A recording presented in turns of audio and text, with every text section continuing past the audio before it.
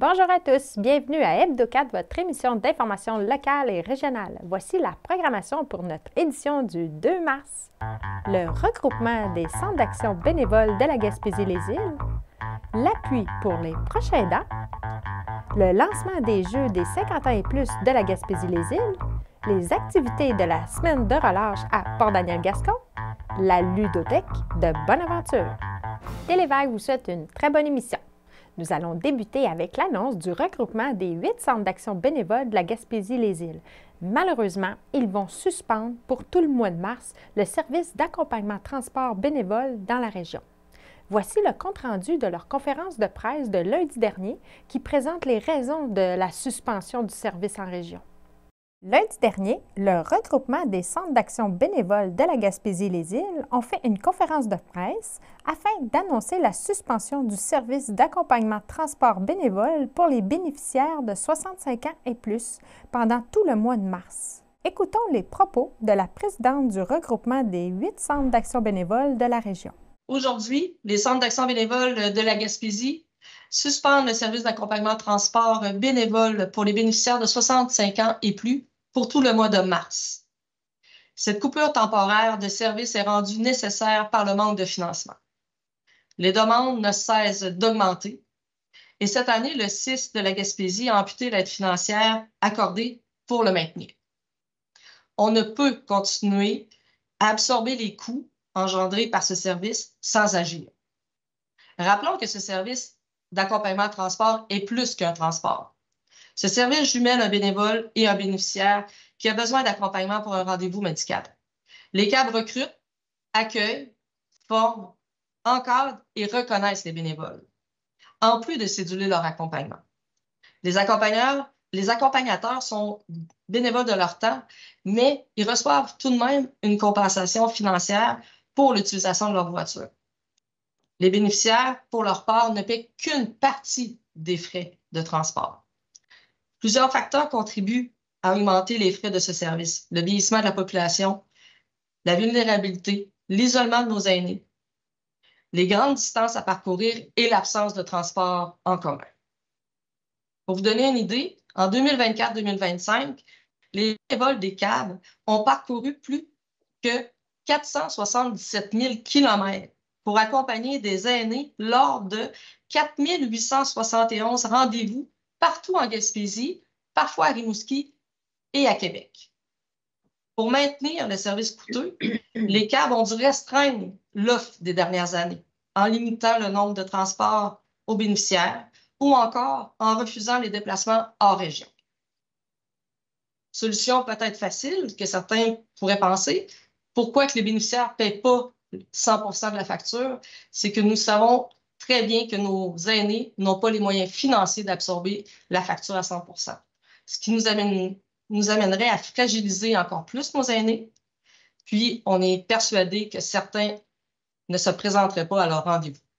Donc, aujourd'hui, ce que nous demandons au CIS de la Gaspésie et de Santé Québec, c'est de recevoir un financement adéquat qui nous permettrait de maintenir et d'offrir un service adéquat à nos aînés, 65 ans et plus. Cette coupure temporaire de l'accompagnement transport bénévole est rendue nécessaire par le manque de financement de ce service.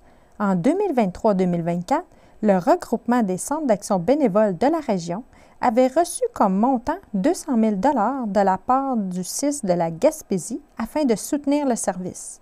Tandis que pour l'année financière 2024-2025, le montant accordé fut réduit à néant pour l'instant parce que le regroupement a refusé l'offre du CIS de la Gaspésie qu'il trouvait insuffisante pour subvenir au maintien du service. L'établissement de santé offrait un montant de 80 000 $ qui devrait être réparti entre les 8 centres d'action bénévole de la région. Cette perte de financement découle du fait que le CIS de la Gaspésie sont eux-mêmes en coupure budgétaire de plus de 40 millions. Au niveau de tous les centres d'action bénévole de la Gaspésie, le service d'accompagnement est évalué à 485 000 $ pour l'année financière 2024-2025. Voici les commentaires face à la suspension du service en Gaspésie de la part du directeur général des fédérations des centres d'action bénévole du Québec. Le portrait qui a été présenté par là, Nancy et au nom là, des centres d'action bénévole de la Gaspésie. C'est vraiment un portrait qu'on peut étendre à toute la province de Québec. Là. Donc, c'est vraiment un portrait qui est national. Les centres d'action bénévole, membres de la Fédération là, au Québec, c'est plus de 10 millions de kilomètres qui se font par année, annuellement. L'initiative qui est prise ici par les centres d'action bénévole là, de la Gaspésie leur appartient. Donc, c'est une décision qui est régionale. Donc, on ne parle pas d'une action qui va être nationale. Cela étant dit, c'est sûr et certain que les centres d'action bénévole, membres de la Fédération, partout au Québec, regardent très attentivement ce qui se passe en Gaspésie. On n'est pas un mouvement national demain matin, mais je vous dirais vraiment là, que les échos que j'ai, c'est que le service d'accompagnement de transport est vraiment fragilisé. Donc, la Fédération est vraiment ici là, en appui au Centre d'action bénévole de la Gaspésie. On les félicite pour le courage. C'est clair, net et précis qu'ils ne font pas ça de gaieté de cœur. Mais ça fait longtemps que la Fédération sensibilise le gouvernement, donc la ministre, le ministre, sur les enjeux qui touchent tout l'accompagnement transport bénévole. C'est un service qui est vraiment essentiel et qui est vraiment sous-financé comme d'autres services là, offerts par les CAB, mais le service d'accompagnement transport est, je dirais, celui qui est le plus affecté avec la hausse des demandes et aucune somme supplémentaire qui est ajoutée par le gouvernement. Mais c'est important de comprendre que les organismes communautaires autonomes, nommément les centres d'action bénévole, on n'est pas là pour se substituer à la mission du gouvernement. Donc, le gouvernement a une mission, doit prendre en charge la population qui est plus vulnérable ou aînée. Et c'est pas le travail des centres d'action bénévole de remplacer le gouvernement. Donc, c'est vraiment important de noter ça aujourd'hui. Nous, les organismes communautaires, les centres d'action bénévole, on fait notre possible pour répondre à la demande, pour aider les usagers de services, aider les aînés, mais on a besoin d'un coup de pouce du gouvernement. On ne peut pas remplacer le gouvernement. Le regroupement des centres d'action bénévole de la région estime que près de 1000 bénéficiaires gaspésiens seront affectés par cette rupture de service en mars. Le regroupement demande un financement adéquat de la part du gouvernement pour assurer la pérennité du service d'accompagnement transport bénévole qui juge de vital auprès de la population des 65 ans et plus. En tant que proche aidant, n'hésitez pas à vous renseigner sur les services et les soutiens offerts par l'organisme Appui Proche aidant. Ils peuvent vous aider à éviter l'épuisement et à prendre soin de vous tout en prenant soin de votre proche. Mylène Arbour, du Centre d'action bénévole Gascon-Percé, va nous en dire davantage sur l'appui. Est-ce que tu pourrais nous expliquer c'est quoi ton travail ici au Centre d'action bénévole Gascon-Percé? Oui, moi je suis intervenante psychosociale, donc j'offre du soutien psychosocial aux proches aidants. J'organise des séances d'information, des conférences, puis aussi je suis une référence pour les personnes proches aidantes. C'est à partir de quand qu'on est considéré comme un proche aidant? Aussitôt qu'on apporte de l'aide d'une façon temporaire ou permanente à une autre personne, puis qu'on n'est pas rémunéré, on est une personne proche aidante. Est-ce qu'il y en a beaucoup au Québec, des personnes proches aidantes? On parle de 34% de la population québécoise, donc ça donne environ 2,3 millions de personnes proches aidantes. C'est quoi les défis d'être un proche aidant? Les défis d'être une personne proche aidante, je pense que c'est de se reconnaître comme personne proche aidante, d'aller chercher, de connaître les services, puis aussi de savoir mettre ses limites pour, dans le fond, éviter l'épuisement. Qu'est-ce que vous pouvez faire pour aider les proches aidants? Dans le fond, c'est vraiment de leur offrir du soutien, de l'écoute, puis de les encadrer là, dans leur rôle de personnes proches aidantes. Vous avez une ligne d'écoute aussi? Oui, il y a une ligne, dans le fond, c'est d'Info Aidant. Puis, c'est accessible de 8 h le matin jusqu'à 20 h le soir. Vous pouvez y avoir accès par chat ou par téléphone. C'est quoi la conférence qu'il va y avoir prochainement? C'est le 6 mars, je pense? Oui, il va y avoir une conférence sur l'autocompassion avec Mme Jolène Cauvier, qui est psychosociologue. Donc, ça va être des trucs sur la gestion du stress. Okay. Y en a-tu un autre après ça, un événement qui s'en vient aussi? Oui, il va y avoir aussi une séance d'information avec AG Division, les services funéraires. Puis ça va se tenir en mars. Et en avril, Il va y avoir aussi, avec Dr l'Espérance, une séance d'information sur l'aide médicale à mourir. Si on serait intéressé, est-ce qu'il faut s'inscrire à l'avance? Oui, il faut me téléphoner au Centre d'action bénévole. Donc, vous composez le 689-6023, poste 105. C'est où qu'on aurait les informations complémentaires pour les événements qui s'en viennent? Ah oui, bien, vous pouvez suivre la page Facebook du Centre d'action bénévole. Puis, j'ai aussi une page d'intervenante sur Facebook aussi. Quel conseil vous pourriez donner à un proche aidant? Bien, c'est d'utiliser les ressources existantes, puis aussi déléguer des tâches aussi à d'autres personnes autour de nous pour nous alléger, pour éviter l'épuisement. Si une personne autour de nous est un proche aidant, mais qui hésite à demander de l'aide, qu'est-ce que vous leur diriez? De ne pas hésiter, de ne pas rester seul, de ne pas s'isoler parce que c'est une réalité qu'on connaît de plus en plus. Puis il y a des beaux services là, pour aider les personnes proches aidantes, donc les utiliser. Mardi dernier, dans une ambiance chaleureuse, accueillante et conviviale, s'est tenu le lancement officiel de la programmation tant attendue des Jeux des 50 ans et plus de la Gaspésie et des îles. Télévague était présent afin de capter des images pour vous. Télévague était présent au lancement de la 19e édition des Jeux des 50 ans et plus de la Gaspésie-les-Îles. Cette année, l'événement aura lieu du 12 au 15 juin prochain à Chandler. Toutes les personnes de 50 ans et plus sont invitées à participer à l'événement. Vous avez 51 ans et un jour, vous pouvez participer à nos Jeux. Nous attendons cette année plus de 800 participants. L'organisation d'un tel événement nécessite l'implication de près de 200 bénévoles. C'est beaucoup de bénévoles, mais ça rapporte beaucoup faire du bénévolat. On n'oublie pas ça, hein? D'ailleurs, les gens qui désirent s'impliquer peuvent déjà communiquer avec l'organisation des Jeux pour donner leur nom. L'invitation est lancée aux personnes de 50 ans et plus des 6 MRC suivantes: la Haute-Gaspésie, la Côte-de-Gaspé, Rocher-Percé, Bonaventure, Avignon et les îles de la Madeleine. Les Jeux sont également ouverts aux gens de l'extérieur, que ce soit des régions voisines comme par exemple le Bas-Saint-Laurent, le Nouveau-Brunswick, ou même les gens de la ville. On peut avoir des gens de Québec, Montréal, vous avez de la visite, ils peuvent s'inscrire, en autant qu'ils ont 50 ans et un jour. On vit beaucoup d'isolement dans les dernières années. On a vécu certaines périodes où les activités ont été mises sur pause. On a vu les impacts que ça peut avoir sur notre santé psychologique, notre santé physique et notre bien-être aussi. Donc, content de voir qu'on va accueillir ici à Chandler ces belles activités-là. Je vais me faire un devoir personnel de venir vous voir aussi pendant ces belles activités pour voir si c'est possible pour moi. J'ai pas l'âge de les faire, mais si je peux participer peut-être avec vous, quelques activités, peut-être avoir du plaisir pendant ce beau moment-là. Bien, nous, on a aussi nos partenaires, nos villes à côté, nos voisins, Grande-Rivière et Port-Daniel-Gascon, qui sont toujours là comme backup si on a besoin d'infrastructures supplémentaires ou d'espaces supplémentaires qui sont là avec nous. C'est des partenaires, on travaille ensemble. Donc, ça fait en sorte qu'on est un noyau fort, puis il faut continuer à travailler ensemble. C'est le mot d'ordre pour la réussite. Puis moi, je vous souhaite la bienvenue chez nous. Puis j'espère que ça va être des jeux qui vont ressortir. Ça va être extraordinaire. 1500 personnes, c'est pas rien pour nous. Mais on a très hâte, puis on va être là présent. Moi, je dois participer. Au volet sportif cette année, il y aura 26 disciplines sur 2 jours qui sont d'une grande variété.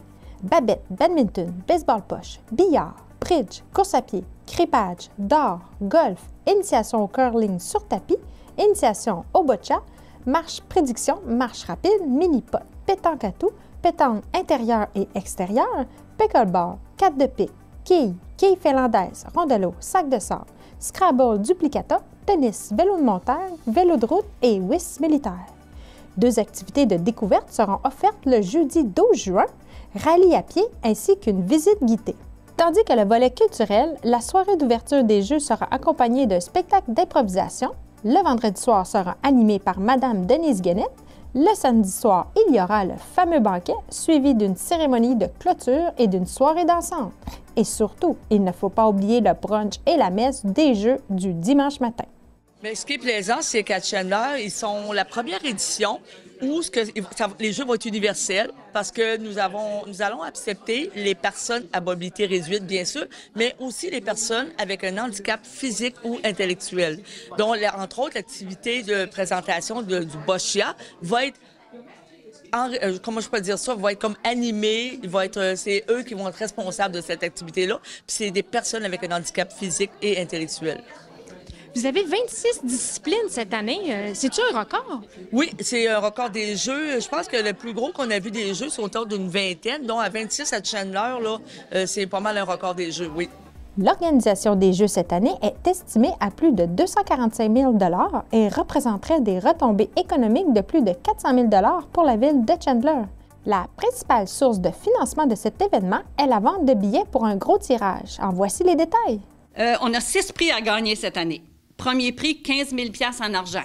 Y a-tu quelqu'un que ça ne tente pas d'avoir un 15 000 hein? Deuxième prix, un vélo électrique d'une valeur de 5 000 chez Sport Elite de Chandler. Troisième prix, un chèque cadeau d'une valeur de 3 000 chez Création Voyage, GM. Quatrième prix, un chèque cadeau d'une valeur de 2 500 dans l'épicerie de votre choix. Le cinquième prix, un chèque cadeau d'une valeur de 2 500 dans une station d'essence de votre choix.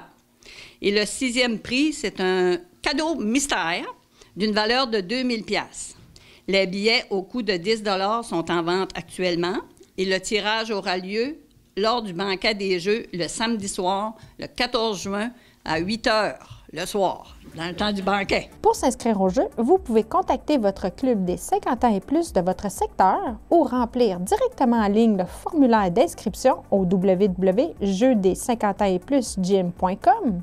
N'oubliez pas que la date limite d'inscription est le 9 mai. Le comité organisateur des Jeux régionaux vise à offrir un rassemblement sportif et culturel qui améliore la qualité de vie des aînés en promouvant l'activité physique, en favorisant les rencontres et en devenant une source de motivation et de valorisation importante pour les aînés. Nous avons rencontré la sympathique Isabelle Soucy, conseillère en loisirs à la municipalité de Port-Daniel-Gascon, afin de nous présenter les activités offertes aux citoyens pour la semaine de relâche. Ces activités sont spécifiquement conçues pour favoriser l'activité physique et le divertissement des petits comme des grands, tout en encourageant le plaisir en famille. Isabelle, on est venu te rencontrer pour qu'on parle un peu des activités de la semaine de relâche. Ça va commencer le lundi, le 3 mars, avec quoi au juste? On va commencer avec une sortie aux quilles à Chandler. Donc, on fait une vente de billets. Donc, ça va être super intéressant. Les jeunes vont pouvoir venir jouer aux quilles avec leurs amis, leur famille. Donc, ça va être super plaisant. Puis, tout ça, c'est gratuit. Faut-tu s'inscrire à l'avance pour avoir un billet? Oui, il faut se procurer des billets en me contactant au centre sportif à l'avance. Donc, on a jusqu'au 1er mars pour s'inscrire. Donc, mais on accepte les petites dernières minutes, là, ça c'est sûr. Puis c'est juste pour la population de Port-Daniel-Gascon parce que partout ailleurs, bien, il y a d'autres plages horaires là, pour, par exemple, la ville de Chandler ou de Grande-Rivière. Donc, il faut vraiment faire attention de bien réserver la plage horaire de notre municipalité. Le mardi, c'est quoi les activités? Le mardi, ça va être des activités plus culturelles. Il va y avoir une activité en matinée avec la cuisine collective, donc un atelier culinaire. Puis en après-midi, ça va être un atelier où ils font des trucs créatifs avec le Cercle des fermières. Donc c'est tout dans le même bâtiment. Ça va être super convivial, là, puis on remercie vraiment nos bénévoles à ce moment-là. Le mercredi, il va y avoir des Olympiades. C'est pour qui? Les Olympiades, donc c'est pour tous les jeunes de la municipalité et d'ailleurs qui veulent se joindre. Ça va être au Centre plein air La Souche.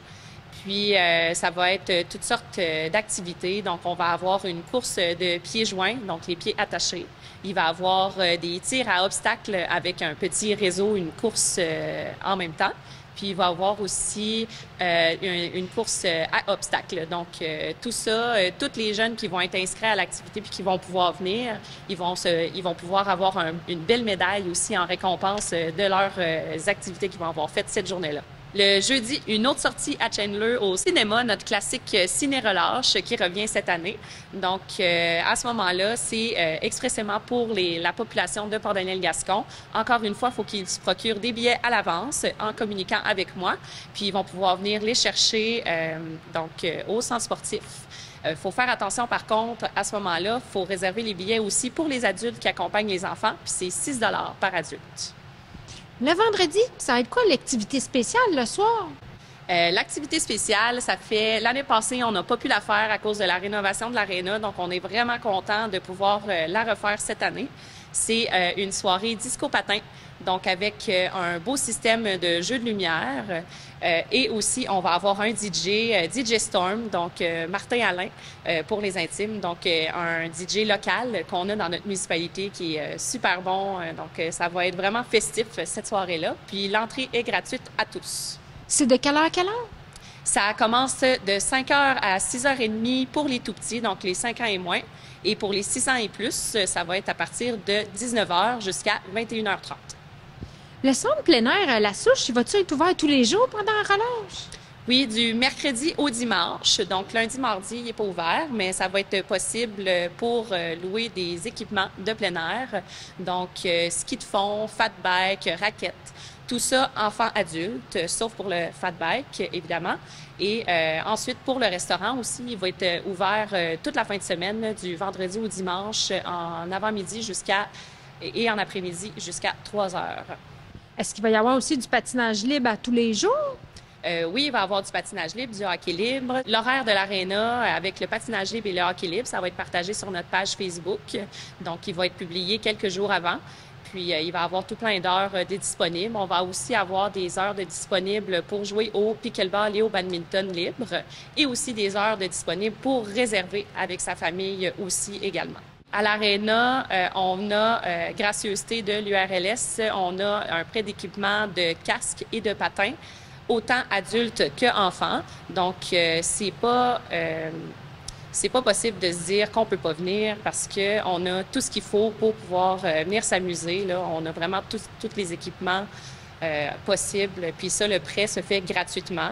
Aussi pour le palestre, donc le badminton et le pickleball, même chose. On a tout l'équipement possible pour venir se pratiquer et s'initier au sport. Bien, merci beaucoup Isabelle et bonne semaine de relâche. Merci beaucoup. Lynn Boily, responsable de la bibliothèque Françoise Bugeaud de Bonaventure, est toujours à la recherche d'idées pour attirer la population à fréquenter les lieux. C'est dans cette optique qu'elle a créé une ludothèque et un autre service dont je vous réserve la surprise. Lynn, est-ce que vous pouvez me présenter la Jujuthèque qui est nouveau à la bibliothèque de Bonaventure? Oui, bien en fait, on l'appelle, nous, la ludothèque. Et puis, ça a commencé au mois de mars l'année passée. On a fait le lancement pendant la relâche, mais ça se poursuit depuis ce temps-là, même qu'on est en train d'ajouter des nouveaux jeux. Là, on en a pour tous les âges. Là. Les familles aiment ça beaucoup. Comment ça fonctionne si on voudrait avoir un jeu? Bien, c'est sûr que on n'a pas l'espace pour laisser les jeux, comme si tu veux, en libre service à la vue. Fait que on les a avec nous derrière le comptoir, mais par contre, j'ai constitué un catalogue, fait qu'il y a une fiche avec une image du jeu pour chacun, une description, à qui ça s'adresse, la durée et tout ça. Fait que, tu sais, les gens peuvent quand même facilement choisir là-dedans. Puis quand ils ont fait leur choix, ben on leur laisse regarder le contenu, tout ça. Puis si vraiment ça leur plaît, ben là, on peut faire le prêt. Puis si finalement, ils ont l'impression qu'ils aimeraient peut-être mieux d'autres choses, ben on range le jeu, puis ils font un autre choix. Là. C'est sûr que la location est un peu moins longue que les livres. C'est quand même 2 semaines. Puis on propose aux gens de renouveler leur prêt pour un autre 2 semaines s'ils le désirent. Puis nous, ben s'il n'y a pas de réservation sur le jeu, ben, on peut facilement leur renouveler le prêt. Là. Fait que tu sais, ça arrive quand même assez souvent que les gens renouvellent parce qu'une fois qu'ils ont commencé à faire des parties et à avoir du fun, ben ils veulent explorer le jeu un peu plus. J'ai remarqué que vous aviez commencé l'échange de casse-tête. C'est quoi ça? Bien, c'est sûr que tu sais, dans une bibliothèque, il y a quand même beaucoup de conversations, d'échanges avec les abonnés. Puis là, moi, je m'étais rendu compte qu'il y avait beaucoup de personnes qui aimaient beaucoup faire du casse-tête. D'ailleurs, j'en ai toujours un qui est sur place, sur une table, à l'étage, puis les gens peuvent venir le compléter. Fait que, voyant ça, là, je me suis dit, bon, comment je pourrais réorganiser un petit peu mon espace pour pouvoir proposer l'échange de casse-tête? J'ai réussi à m'aménager un petit coin. Puis là, j'ai annoncé ça dans le journal Le Courant, puis comme 3 semaines avant Noël. Puis là, ça a été la folie. Mon espace d'échange de casse-tête là, arrête pas de se garnir. Les gens viennent en porter, repartent avec d'autres. Fait que c'est assez simple. On n'a pas besoin de les enregistrer au comptoir parce que c'est pas un prêt, c'est vraiment un échange. Les gens n'ont pas besoin d'être abonnés à la bibliothèque pour venir faire un échange. Sauf que par la bande, moi, j'ai tout le temps, comme derrière la tête, je me dis, en offrant quelque chose de nouveau, peut-être qu'on fait rentrer des gens à la bibliothèque qui ne seraient peut-être pas venus autrement. Fait qu'on est allé chercher quand même quelques nouveaux abonnements. Parce que les gens découvrent que, non, il y a donc bien des affaires qui se passent à la bibliothèque, puis ils ont le goût d'en faire partie. Fait que je trouve que c'est un bel effet collatéral. Juste pour terminer là-dessus, c'est qu'il y a tellement un engouement qu'il y a même quelques-unes des personnes qui ont demandé, on peut-tu faire une compétition? Fait que là, je suis en train d'organiser, je vais faire un choix de casse-tête, je vais l'acheter en 5-6 exemplaires le même, un casse-tête de 500 pièces, puis j'ai déjà 6 personnes qui ont donné leur nom pour participer à la compétition parce qu'ils veulent se mesurer pour savoir laquelle est la plus rapide pour terminer le casse-tête. Fait que je pense que ça va être drôle, tu sais, puis on va faire ça pour que c'est ouvert au public, s'il y a des supporters qui veulent venir les regarder un petit peu la compétition, puis tout ça, je pense qu'on devrait faire cet événement-là d'ici la fin du mois de mars. Pour la semaine de relâche, il va y avoir des activités à la bibliothèque? Tout à fait. Ce jeudi après-midi, le 8 mars, on a un quiz dessert et sucreries. C'est vraiment un quiz intéressant. En fait, ce sont des images qui vont être présentées sur notre écran de télé à la bibliothèque. Puis, il y a comme des choix de réponses. Fait que, tu sais, c'est quoi la sorte de chocolat? C'est quoi les ingrédients tu penses qu'il va y avoir dans tel gâteau? Et cet organisme-là avait plusieurs thématiques. Puis moi, je voulais pas avoir quelque chose, tu sais, je me suis dit, c'est la relâche, je veux pas quelque chose de trop académique, là, tu sais. Fait qu'il y avait un thème dessert et sucreries, puis je me suis dit, bon, c'est le fun, on va servir des collations sucrées en plus, tu sais. Autre chose qu'on va avoir pour le dernier samedi de la relâche, qui est samedi le 8 mars en après-midi, on fait venir Linda Bugeaud, qui habite du côté nord, à Sainte-Anne-des-Monts. Elle est zoothérapeute, puis elle va venir avec 2 de ses animaux offrir 1 heure du conte avec ses animaux. Puis, fait que, tu sais, ça va faire comme 1 heure du conte spécial où les enfants vont avoir un contact, vont voir aussi comment les animaux réagissent et tout ça, là, au contact d'un petit groupe d'enfants. Fait que ça, on fait ça aussi en collaboration avec la bibliothèque de Carleton, qui va offrir aussi ses contes le vendredi. Fait qu'en collaborant ensemble, ben, ça nous permet de partager les frais de déplacement, vu que la personne vient du côté nord. Est-ce qu'il va y avoir le Salon du livre cette année? Oui, tout à fait. On va revenir à notre formule habituelle de Salon du livre à l'Arena. Ça va être du 1er mai au 4 mai. Évidemment, je peux pas tout de suite parce que c'est pas moi la responsable, la coordonnatrice du Salon du livre, mais je peux déjà vous dire que il va y avoir 2 journées complètes là destinées aux scolaires, comme d'habitude le jeudi, le vendredi. Mais le jeudi soir, il y a quand même une soirée d'ouverture à la microbrasserie Poésie avec une thématique différente de l'autre année. Puis il va y avoir aussi un cabaret littéraire qui attire beaucoup de monde là, le vendredi soir. Et le dimanche, il va y avoir une pièce de théâtre avec le théâtre parmi nous. Fait que ça, c'est comme des gros morceaux événements, mais tout au long du salon, évidemment, activités scolaires, différentes tables d'hôtes, pas d'autres, mais tables rondes, et des conférences puis des rencontres d'auteurs et d'autrices. Ouais. Bien, merci beaucoup pour les informations. Fait plaisir, Valérie. Merci. Bye-bye. Ceci conclut notre édition d'HebdoCat du 2 mars. Merci beaucoup pour votre écoute et rendez-vous la semaine prochaine pour une nouvelle émission d'information locale et régionale. Passez une bonne semaine!